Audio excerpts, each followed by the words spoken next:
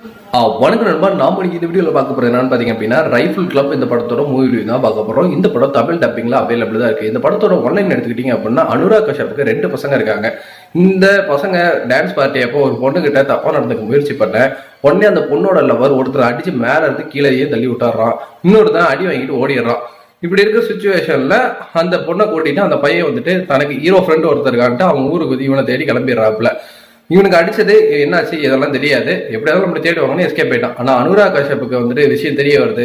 ஒரு பையன் வந்துட்டு அடிச்ச அடியில செத்தே போயிட்டான் அப்படின்ட்டு. இன்னொரு பையன் அடி வாங்கி உட்காந்துருக்கான் இல்லையா, அவனை வந்துட்டு இவங்க 2 பத்தி கண்டுபிடி இருக்கிற இடத்துல நான் வந்து பின்னாடி அவங்களுக்கு போட்டு தட்டுறேன் அப்படின்னு அமுச்சு விடுறாப்புல. இப்ப இந்த ஜோடியை எஸ்கேப் ஆனவங்க ஹீரோவை தேடி போனா, ஹீரோ வந்துட்டு கன் பயிற்சிக்காக ரைஃபிள் கிளப் அப்படிங்கிற ஒரு டீம்ல வந்துட்டு சேர்ந்துருக்கிறாரு.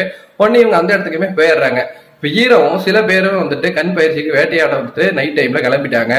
இவங்க 2 பேர்த்தையும் பாதுகாப்பா இந்த ரைஃபிள் கிளப்ல உட்கார வச்சுட்டு போயிட்டாங்க. இந்த 2வது பையன் வந்துட்டு இவங்களை தேடிட்டு வந்தவன் இந்த ரைஃபிள் கிளப் இருக்கிற இடத்துக்கு வந்துடுறான். ஆனா அவங்கள வந்துட்டு சுட்டு அந்த 2வது பையனை வெளியே அமுச்சு விட்டுறாங்க. இந்த விஷயம் அனுராக்கு தெரிய வர இதுக்கப்புறம் என்ன நடக்க போகுது அப்படிங்கிறது படத்தோட மீதி கதையா வந்துட்டு அமைச்சிருந்தது.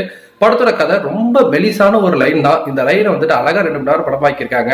முக்கியமா அந்த ரைஃபிள் கிளப்னு காட்டுறாங்க. அதுல இருக்கிற ஒவ்வொரு கேரக்டருமே வந்துட்டு ரொம்ப வித்தியாசமா அழகா வந்துட்டு சித்தரிச்சு காட்டியிருந்ததுனால எந்த இடத்துலயுமே போர் அடிக்காம மூவ் ஆச்சு. எனக்கு என்ன ஒண்ணுன்னா, அனுராக் கஷ்யப் ரொம்ப சூப்பரா நடிச்சிருந்தாரு. அவரோட போர்ஷன் இன்னும் கொஞ்சம் வில்லத்தனமா பயங்கரமா காட்டிடலாமா இருந்துச்சு. கண்டிப்பா வந்துட்டு ஏதோ பண்ண போறான்னு இருந்தா அந்த போர்ஷனை ஹியூமராக வந்துட்டு எடுத்துட்டு போயிட்டாங்க. டோட்டலா வந்துட்டு எந்த இடத்துல வந்துட்டு இவர் ஏதாவது பண்ண போறான்னு நினைச்சிட்டு இருந்தா கடைசி வரைக்கும் எதுவுமே பண்ணாம போனது எனக்கு ஒரு டிஸ்அட்வான்டேஜா இருந்தது. மித்தபடி தாராளமா ஒன் டைம் இந்த படத்தை பார்க்கலாம். நீங்க இந்த படம் பார்த்துருந்தீங்கன்னா உங்களுக்கு எப்படி பிடிச்சிருக்கும் நம்மளோட கமெண்ட் செக்ஷன்ல தட்டி விட்டுருக்க. நன்றி.